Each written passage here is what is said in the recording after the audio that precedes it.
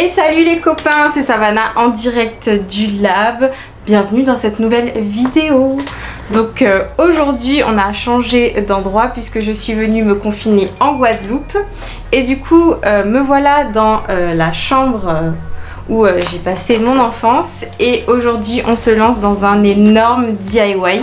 Je pense que c'est le plus gros DIY que j'ai eu l'occasion de faire puisque je vais refaire absolument toute cette chambre. Donc vous allez voir, je vais vous montrer la déco de cette chambre qui n'est pas vraiment une déco, hein. On a pris ce qu'on a pu, on a placé les choses un petit peu aléatoirement. Enfin c'était une petite déco sympa à l'époque, mais là du coup comme je vais passer un petit moment dans cette chambre, j'ai décidé de tout refaire à mon goût. Et sincèrement je pense que le résultat va être incroyable, donc ne manquez pas la fin de la vidéo pour voir le résultat final. Donc là quand je tourne cette vidéo je n'ai encore rien fait, je vais attaquer dans quelques minutes le temps de finir cette introduction. Et du coup je vous montre un petit peu le mood board que j'ai choisi pour cette chambre. Donc ce sera une ambiance très zen, très tropicale. Alors c'est parti, je vais vous montrer tout de suite la chambre. Donc quand on rentre dans la chambre, tout de suite à droite, on va avoir une espèce d'étagère de récupération qui est pas très jolie du coup. Et voilà où je pose mes livres et ça fait du rangement. Ensuite sur la droite, on a le bureau avec mon ordi que j'ai ramené pour faire mes montages. Donc là c'est en bordel, on a le mur qui n'est plus très blanc et on a ce petit meuble blanc, retenez-le bien parce que lui on va faire un DIY avec. Ensuite on a le lit principal en bleu foncé et un petit lit d'appoint en bleu clair. Et du coup pour commencer ce relooking de ma chambre, je vais commencer par refaire toute la peinture. Donc on reste sur du blanc, ça va redonner un petit coup de propre. Il y avait des endroits où la peinture était enlevée, donc on voyait du gris, voilà. Donc on repasse 2 couches de peinture pour que ça soit lumineux et propre. Donc comme vous avez pu le voir, mon ancienne déco était loin d'être actuelle et loin d'être belle. Donc c'est pour ça que j'avais très envie de me lancer dans ce relooking. Ensuite, il a fallu peindre les plinthes qui étaient en carrelage avec une peinture spéciale carrelage. Et pour cette étape, il a fallu encore 2 couches de peinture.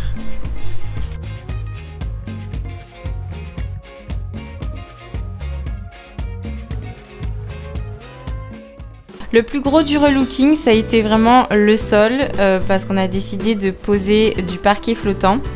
Et que c'était la première fois qu'on le faisait, donc on a dû regarder pas mal de tutos et j'ai demandé à mon frère de venir m'aider.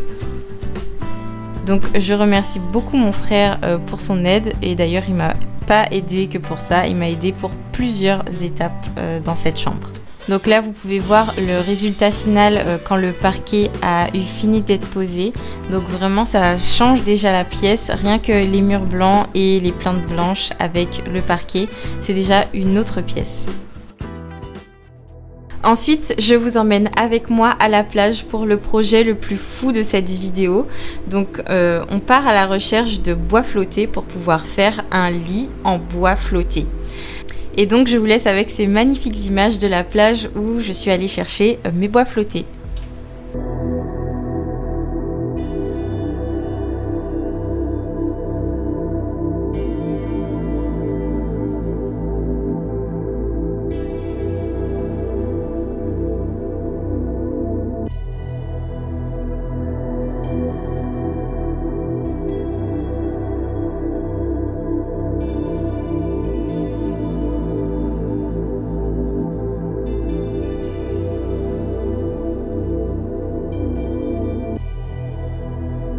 Donc voilà, il y avait juste à se baisser et à choisir les morceaux de bois.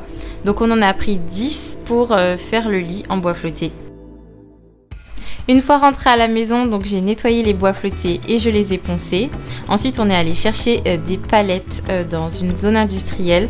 Donc ce sont des palettes gratuites qui traînent au bord de la route. On a juste à les récupérer et on les a traitées avec de l'antithermite.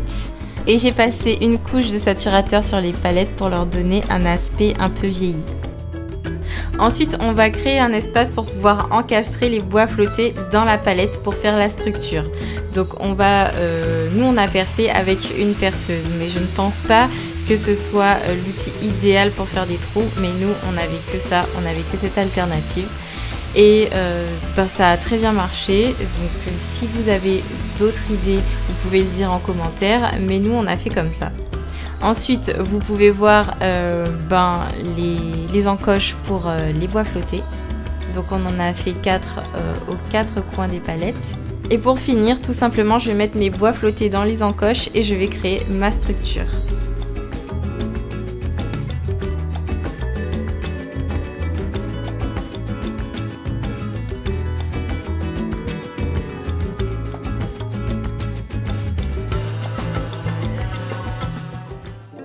Donc avec cette vue, vous pouvez un peu mieux voir la forme de la structure du lit. Donc ça fait un petit peu comme un lit à baldaquin et on a rajouté des bois flottés traversants pour pouvoir y caler une espèce de grand drap pour faire un espace un peu cosy.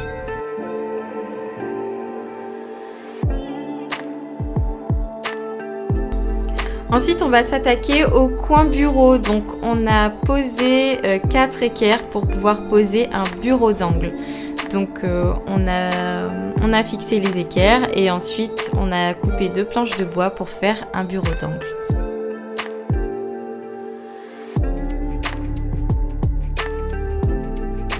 Ensuite, en face du lit, il y avait un mur un peu vide. Donc, j'ai décidé d'acheter des cagettes et d'en faire un espace étagère.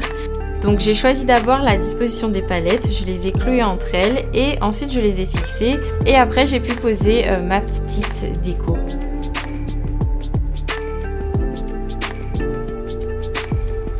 Alors pour le pot que vous voyez là, en fait c'est une ancienne carafe que j'ai repeint en donnant un aspect un peu céramique. Donc vous avez le tuto pas à pas sur mon Instagram, donc n'hésitez pas à aller faire un tour. Et là on arrive au moment où on a fait le plus gros et on va pouvoir passer à mon moment préféré, la déco.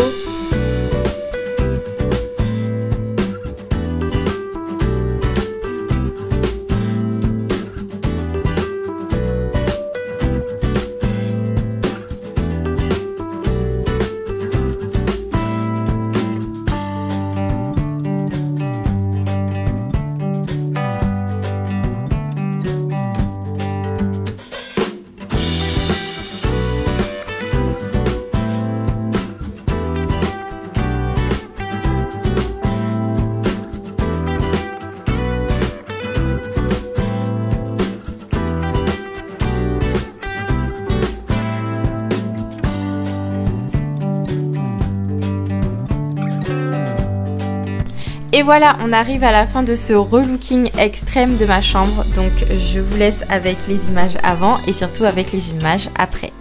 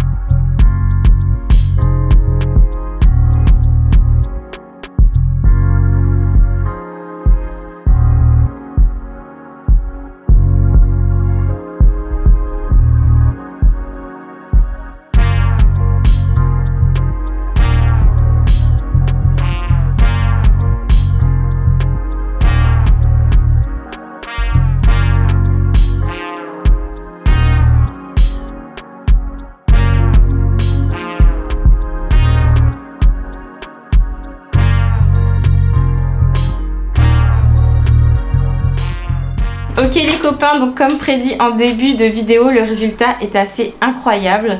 Donc ça a duré un petit peu de temps vu que les travaux ont duré à peu près 3 semaines, mais franchement je regrette pas du tout. Je suis trop contente du résultat et surtout j'ai appris beaucoup de choses niveau bricolage, niveau déco, niveau récupération d'objets et tout. Franchement c'était super cool à faire et super instructif.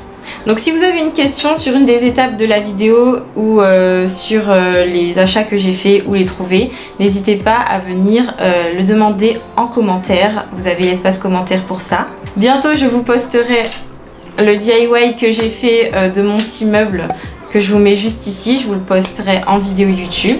Et sur Instagram, je vous ai posté un tuto pour apprendre à donner un effet céramique aux objets. Donc n'hésitez pas à me rejoindre sur Instagram. Comme d'habitude, un like si tu as aimé, abonne-toi pour ne pas rater les prochaines vidéos et active la cloche pour être informé de leur sortie. Là, je suis en train de m'activer derrière pour monter cette vidéo et je vous dis à très bientôt pour de nouvelles vidéos. Bisous!